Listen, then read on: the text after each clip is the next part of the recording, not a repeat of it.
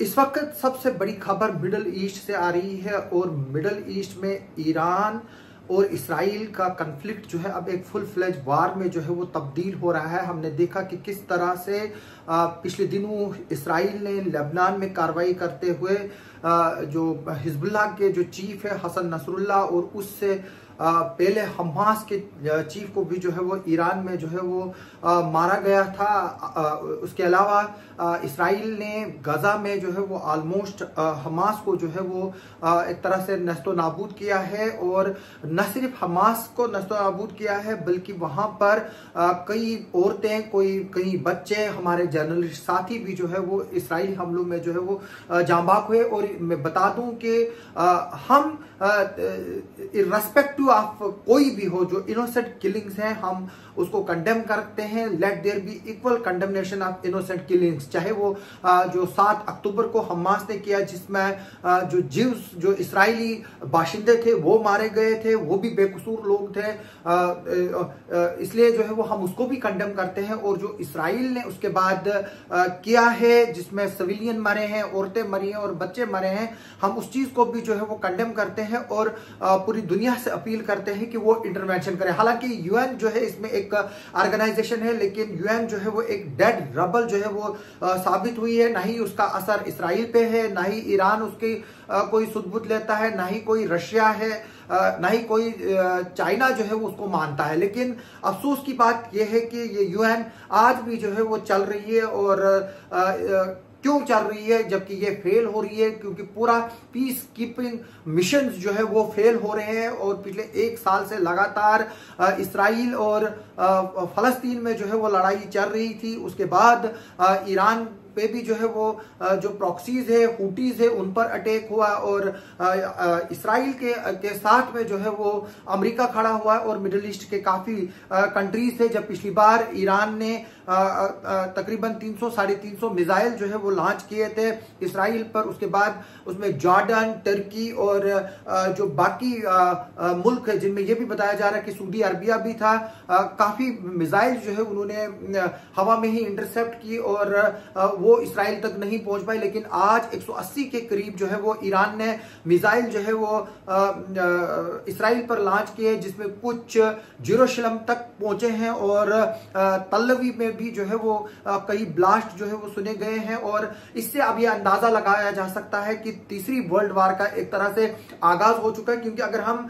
इसमें देखें, जो डायमेंशन देखें, ईरान और रशिया की जो है वो दोस्ती है और जो रशिया यूक्रेन में वार चल रही है उसमें ईरान ने और नॉर्थ कोरिया ने जो है वो एक बहुत बड़ी मदद जो है वो दी है। और साथ में अगर हम देखें चाइना भी जो है वो ईरान को सपोर्ट करता है और रशिया को सपोर्ट करता है, क्योंकि ये जो एक तरह से हम इसको ब्लॉक कहेंगे, ये एंटी अमेरिका और एंटी इसराइल ब्लॉक है। मैं बता दूं कि ताइवान में भी जो है वो पिछले दिनों पिछले हफ्ते जो है वो चाइना ने जो है वो मसल फ्लैक्सेस किए हैं। और ये बता दूं कि यूएन जो है वो एक फिर से बता रहा हूं कि वो अपने मिशन में जो है वो फेल हो गई है और यूएन के ऑफिस को जो है वो एक तरह से अब बंद करना चाहिए। सिर्फ जो यूएन सेक्रेटरी है वो सिर्फ स्टेटमेंट इशू करते हैं और वो स्टेटमेंट जो है वो कॉस्मेटिक है। अभी अगर इसमें कोई सबसे बड़ा रोल जो है वो इस जंग को रोकने में अदा कर सकता है वो है हमारे प्राइम मिनिस्टर नरेंद्र मोदी, जिनकी ईरान के साथ, इसराइल के साथ और रशिया के साथ जो है वो अच्छे ताल्लुकात है। पिछले दिनों हमारे प्रधानमंत्री जो है व्लादिमीर ज़ेलेंस्की जो यूक्रेन के जो प्रेसिडेंट हैं उनसे भी जो है वो मिले थे और उसके बाद ये जताया जा रहा था कि शायद जो है वो कन्फ्लिक्ट में इंडिया जो है वो कोई रोल निभाएगा और रशिया और यूक्रेन के बीच में जो है वो कुछ जो है वो सलाह समझौता होगा। लेकिन हम देख रहे हैं कि यूक्रेन में कोई भी कोशिश नहीं हुई सलाह कराने की। अलबत्ता यूक्रेन को फंडिंग की जा रही है हथियार देने के लिए। हथियार देने का मतलब यह है कि ज्यादा से ज्यादा लड़ाई जो है वो लंबी चले और अल्टीमेटली जो है वो हम देखेंगे कि डिस्ट्रक्शन जो है वो आम बेकसूर इंसानों की होती है। जिस तरह से यूक्रेन वार में जो है वो बेकसूर लोग मारे गए, उसी तरह से फलस्तीन में गाजा, रफा जैसे इलाकों में भी जो है वो यतीम और बेकसूर लोग जो है वो मारे गए। इसमें जिसमें हमारे जर्नलिस्ट मारे गए, हमारे हेल्थ वर्कर्स मारे गए, हमारे हॉस्पिटल के डॉक्टर्स मारे गए, जिसमें 50,000 से भी ज्यादा जो है वो लोग अभी तक जो है वो मारे गए हैं, जिनमें ज्यादातर बच्चे, औरतें और बूढ़े और जर्नलिस्ट शामिल है। मैं बता दूं कि अभी जो ईरान और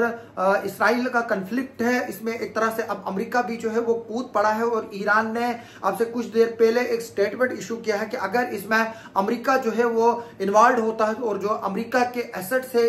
इराक में और आसपास के जो मिडिल ईस्ट में है उन पर जो है वो डायरेक्ट अटैक किए जाएंगे ईरान की तरफ से। अब ये देखना होगा, क्योंकि अगर हम बात करें इसराइल के पास जो है वो हालांकि एक मजबूत एयर डिफेंस सिस्टम है, लेकिन आज की दुनिया में कोई भी ऐसा एयर डिफेंस सिस्टम जो है या कोई ऐसा सिस्टम नहीं है जो 100% जो है वो सेफ एंड सिक्योर है। हालांकि आयरन डोम जैसा जो है वो डिफेंस सिस्टम जो है वो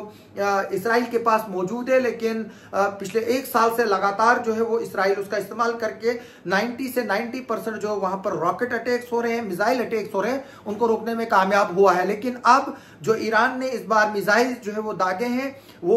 उसमें से काफी मिसाइल जो है वो इसराइल में हिट हुए हैं, और अब दुनिया के जितने भी मुल्क हैं उन्होंने अपने सिटीजन्स को इसराइल में जो है उनको के लिए जो है वो एक तरह से जो है वो एक अलर्ट इशू किया है और एडवाइजरी इशू की है। अगर ये जंग जिस तरह से ईरान ने अनाउंस किया है वार ऑन इसराइल,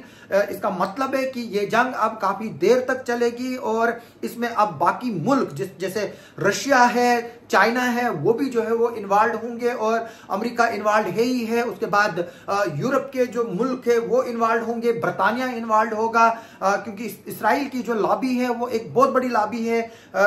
जो वेस्ट में है, और इस वक्त अगर हम देखें अमेरिका और वेस्ट और यूरोप की फंडिंग से ही जो है वो इसराइल अपना सिस्टम जो है वो चला रहा है। और इसराइल की अगर पॉजिटिव चीज ये है कि इसराइल के पास एक तो एयर डिफेंस सिस्टम है, दूसरा उनके पास इंटेलिजेंस नेटवर्क है, तभी उन्होंने हमास के जो लीडर है या हिजबुल्लाह के जो टॉप कमांडर है जिसमें हसन नसरुल्लाह भी शामिल है, उसको जो है वो एयर स्ट्राइक में जो है मारा है। उसके अलावा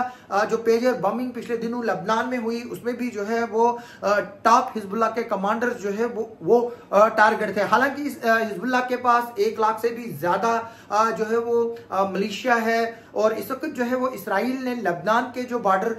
के लगते हुए एरियाज है वहां पर ग्राउंड इन्वेजन की है, और ये भी जो है वो एक बड़ा चैलेंज है इसराइल के लिए और अमेरिका के लिए। अब ये भी खबरें आ रही हैं कि अमेरिका जो है वो मिडिल ईस्ट में अपने ट्रूप्स जो है वो फिर से डिप्लॉय करने जा रहा है, और इस पर जो बिडेन ने जो है वो ऐलान जो है वो कर दिया है। मैं बता दूं कि जो जंग है वो किसी का जो है वो जीती नहीं जा सकती है, और जंग में दोनों तरफ से जो भी जीते वो हारता है। इसमें बेकसूर लोगों की जाने जाती है। मेरी तमाम वर्ल्ड से रिक्वेस्ट है, जो टॉप लीडर्स हैं वो इंटरवीन करके जो है वो इस जंग को जो है वो खत्म करें किसी तरह से, और सीज फायर जो है वो कराएं। और हम चाहते हैं कि दुनिया में जो है वो अमन हो, और हमारे गवर्नमेंट ऑफ इंडिया की पॉलिसी जो है वो एक वाज़ेह पॉलिसी है फलस्तीन को लेकर और इसराइल को लेकर, और हमारे प्रधानमंत्री भी जो है वो इसराइल के काफी करीबी हैं, और हम चाहते हैं कि इसमें जो है वो हमारे प्रधानमंत्री भी जो है वो अगर वो कोई रोल अदा कर सकते हैं। सिर्फ स्टेटमेंट इशू करने से अमन कायम करो, पीस कायम करो, उससे जो है वो कुछ नहीं होगा। वो स्टेटमेंट मीडिया वाले उठाएंगे, अखबारों में पब्लिश होंगे, लेकिन अल्टीमेटली जो है वो बेकसूर लोग जो है वो इस जंग में मारे जाएंगे। उसके अलावा जो ईरान और इसराइल की जंग अगर ज्यादा बढ़ती है तो जाहिर सी तौर से बात है कि जो इंडियन इकोनॉमी है उस पर भी जो है वो इसका असर पड़ेगा, और यहाँ पर जो चीजें हैं वो महंगी होंगी, तेल की जो है वो कमी होगी, क्योंकि जिस तरह से हुटीज ने जो अमेरिकन शिप और जो वहां से नेवल शिप जो सो चाइना सी में और मिडिल ईस्ट के जो रेड सी है वहां से निकलते हैं उन पर टारगेट कर रहे हैं। उससे भी जो है वो जो तेल जो क्रूड ऑयल है उसकी सप्लाई को, और जो दुनिया के जो एक तरह से जो शिपमेंट का बिजनेस है और जो ट्रेड है उसमें भी जो है वो काफी जो है वो नुकसान हुआ है। अभी की यही खबर है कि ईरान और इसराइल का कन्फ्लिक्ट जो है वो अब एक फुल फ्लेज वार में जो है वो तब्दील होता जा रहा है, और क्या ये ट्रिगर होगा थर्ड वर्ल्ड वार के लिए, अभी जो है वो ये बताया जा रहा है। और इसको जो है अगर रोका नहीं गया इस वक्त तो जाहिर सी तौर से बात है कि ये एक तरह से थर्ड वर्ल्ड वार का जो है वो आगाज हो चुका चुका है और दुनिया जो है वो अब एक और वर्ल्ड वार जो है वो बर्दाश्त नहीं कर सकती है। आजकल जो है वो खुशहाली का जमाना है, लोग जो है वो अपनी जिंदगी जीना चाहते हैं, न कि जंगों में जो है वो अपना फ्यूचर जो है वो बर्बाद करना चाहते हैं। इसी तरह से जैसे कि मैंने बताया कि जब ईरान ने जो 180 के करीब मिसाइल जो है वो इसराइल पर जो है वो दागे हैं, अगर अब इसराइल इस पर काउंटर अटैक करता है तो जाहिर से तौर से बात है कि उसमें रशिया भी इन्वॉल्व होगा। रशिया ने जो है वो F-35 जो फाइटर जेट से सुखोई वो जहाज दिए हैं ईरान को, और ईरान जो है वो ये भी बताया जा रहा है कि ईरान के पास न्यूक्लियर बम्स भी हैं और इसराइल के पास तो है ही है। अब ये देखना होगा कि क्या ईरान ने ये अटैक उस वक्त किया है इसराइल पर जब उसने न्यूक्लियर टेक्नोलॉजी को जो है वो पूरी तरह से जो है वो हासिल किया है। क्या ईरान के पास कैपेबिलिटीज है कि वो न्यूक्लियर वेपन्स का इस्तेमाल करे? अगर ये बात सही है तो जाहिर से तौर से बात है कि ये जो है वो जंग सिर्फ तबाही लाएगी। और अभी जिस तरह से हमने इराक अमेरिका जंग देखी थी, फिर ईरान इराक वार हमने देखी थी जो कई सालों तक चली और जिसमें लाखों लोग जो है वो मारे भी गए थे। अभी इस पर जो है वो काफी डिप्लोमेटिक रिएक्शन आने हैं। अभी रात है और इस वक्त जो है वो अभी भी जो है वो हमले चल रहे हैं। इसराइल जो है वो काउंटर अटैक कर रहा है और डिफेंस कर रहा है, और इस वक्त लेबनान में भी जो है वो ग्राउंड इन्वेजन जो है वो अब हुआ है और हिजबुल्लाह के जो लड़ाकू हैं वो भी अब जंग में पूरी तरह से कूद चुके हैं। अब ये देखना होगा कि इसराइल जो है वो कितना अंदर जो है वो लेबनान में घुसता है। क्या जिस तरह से इसराइल गजा में और रफा में घुसा, क्या उसी तरह से इसराइल जो है वो लेबनान के जो डीप एरियाज है वहां पर भी घुसेंगे कि नहीं? हालांकि इसराइल का ये कहना है कि वो ईरान के और जो मिडिल ईस्ट है कहीं भी जो है वो टारगेट कर सकते हैं, either through missile either through air system के जो उनके पास जहाज हैं और जो बाकी उनके पास मिसाइल स्ट्रेंथ है उसके जरिए। लेकिन मैं फिर से दुनिया के तमाम लीडरों से, नरेंद्र मोदी से और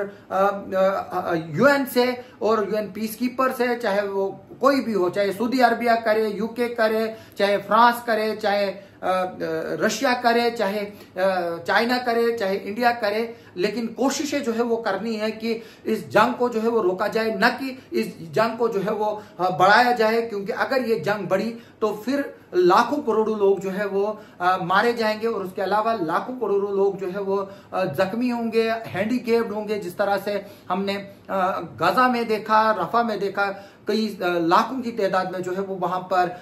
जो है वो पर्सन्स विद डिसेबिलिटीज हो गए हैं जंग और हमलों में। तो मैं फिर से रिक्वेस्ट करता हूं और वर्ल्ड के तमाम लीडरों से अपील करता हूं कि वो अमन के लिए जो है वो कोशिशें करें, न कि एक दूसरे को जो है वो एक तरह से वेपन देकर जो है वो उकसाने की कोशिश करें, ताकि ये जंग जो है वो और ज्यादा देर तक चले। मैं एक बार फिर से हर एक उस इनोसेंट इंसान की किलिंग को जो है वो कंडेम करता हूं, चाहे वो एक ज्यू की हो, चाहे वो एक फलस्तीनियन की हो, चाहे वो एक ईरानियन के इनोसेंट की हो, चाहे वो एक अमेरिकन हो, चाहे जो भी हो। जो भी इनोसेंट इंसान मरता है उसकी मौत पर जो है वो कंडेमनेशन जो है वो इक्वली करनी चाहिए, और हम इक्वल कंडेमनेशन करते हैं और हम दुआ करते हैं साथ में अल्लाह ताला से भी कि इस जंग को जो है वो बढ़ने से रोके और हमारी दुनिया में जो है वो अमन अमान जो है वो पैदा करें। इस पर हमारी आगे भी जो है वो नजर रहेगी। आप हमारे साथ बने रहें। आप सबका हमारे साथ बने रहने के लिए बहुत बहुत शुक्रिया।